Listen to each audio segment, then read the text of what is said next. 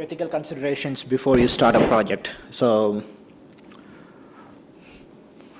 ethics, as I told before, it's a standard above the law. You know, like ethic. If you are kind of little logical, use your common sense. Most of the time, you're right. So, in this talk, we'll see why do we need ethics in research, and what are all the principles of an ethical research, what are all the requirements, and maybe a few selected issues. So every time when something really bad happens, then all the experts in the world get together and they come out with a treaty or some kind of a consensus or a guideline. So that happens. It's a very reactive world. When 9/11 happened, then the TSA security agency came up. So that before that, the security wasn't a big concern. So it's a reactive world. We always do things after something has happened. So one of the most quoted kind of a convention and a guideline is the Nuremberg Code. That came after after it was revealed how the Nazi doctors treated the prisoners of war, and how kind of unethical experiments were conducted on them. Based on that, the Nuremberg Code was proposed. That was in 1947. And then the Jewish hospital study that was mentioned in one of the previous talk, where the cancer cells were injected. After that, in that study, the physician decided that the cells will be automatically rejected, and then he said it's okay to go on. So the whole study was based on the physician's decision whether it's ethical or not. So the Declaration of Helsinki kind of gave a lot of importance to getting an external institutional review board, and then the Belmont report. So there are quite a few things that came. So the Nuremberg Code the main focus is vulnerable population should not be included, and the consent from the population has to be obtained. That's the key take-home message, and it has to be ethical, and there should be a favorable risk-benefit ratio. And then the Declaration of Helsinki by the World Medical Association says that the institutional review board is mandatory. And then the Belmont report mainly says that we have to respect the rights of the person, and there should be some benefit for them. We can't be conducting a research on a group that's not going to benefit from this, and then there should be a justice. And the ICH, that is International Committee for Harmonization, that's mainly for the pharmaceutical trials. It's come out with a lot of guidelines, which has almost incorporated the previous guidelines set forth by mainly the Nuremberg Code as well as the Declaration of Helsinki. So that's one of the certificate that it's always better to keep it for legal reasons. So with so many treaties and the consensus statements that's coming out, it's very difficult. But most of them, will include some 7 aspects. So there was a nice article in JAMA that talks about it's a comprehensive article which will go through all these consensus statements, principles and guidelines, and say what are all the major requirements to conduct a trial ethically. So we'll go through one after another.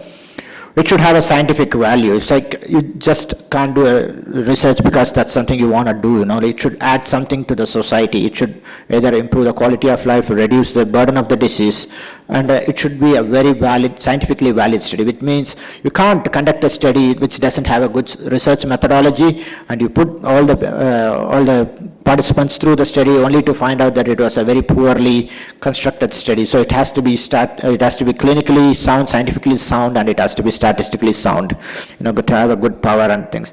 And you have to kind of have a fair subject selection. You should it's better to avoid vulnerable populations like kids, pregnant ladies, prisoners of war, and prisoners. So that's one thing. And then the study should definitely have a favorable risk-benefit ratio. That's quite obvious. Your benefit should outweigh the risk. You can't just do it because you wanted to prove a point. Independent review as recommended by the Declaration of Helsinki. It's now become pretty much for every day. Some of them will come and ask me, oh, well, I'm not going to have any human subjects. Do I still need an institutional review board? Like one of the study we are currently doing is comparing the regional nail with the nail that has a market presence in a tightly regulated market. Do you need an ethical committee approval for this project? I would say yes, because you are dealing with the the implant manufacturer, you are procuring the implant, and we want to make sure that you procured it in the ethical manner, not like because they are doing some favor and you have a kind of obligation to return the favor, and that's going to transform your clinical practice and the results of the research. So still, if it is non-human subject, it's better to go for a ethical committee approval. Review of records, it again depends. In US, even for review of record, you need to get an ethical committee approval. In UK, you can kind of brand it like an audit and move on.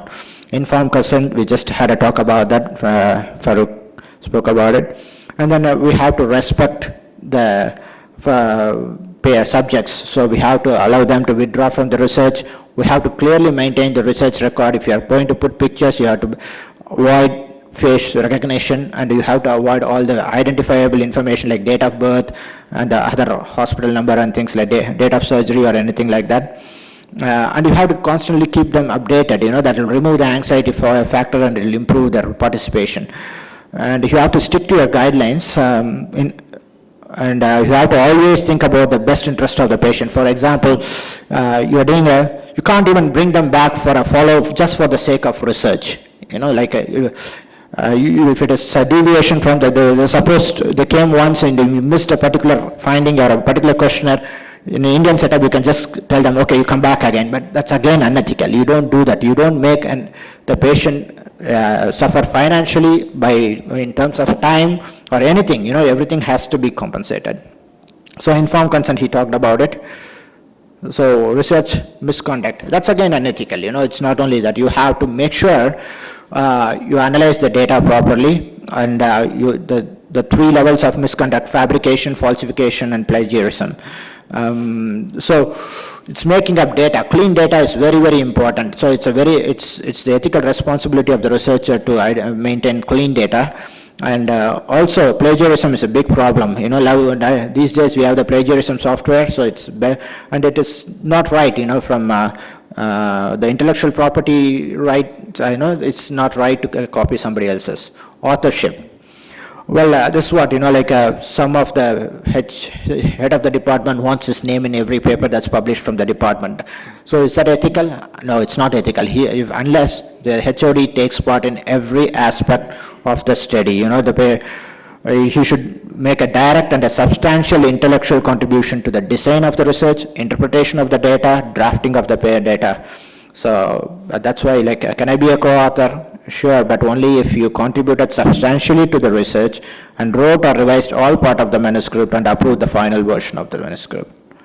Conflict of interest, it can really get you into trouble. It's better to have a disclosure statement, and it's ethically, this is the right thing. If you have any conflict, you tell your lead researcher, or you don't do the research and assign somebody else to do the research who doesn't have a conflict of interest. So, as I said before, ethics is more like common sense. You use your common sense, you think in the best interest of the patient. All these guidelines will kind of help you decide what's right or wrong, but at the end of the day, you got to take the choice for the patient. Thank you.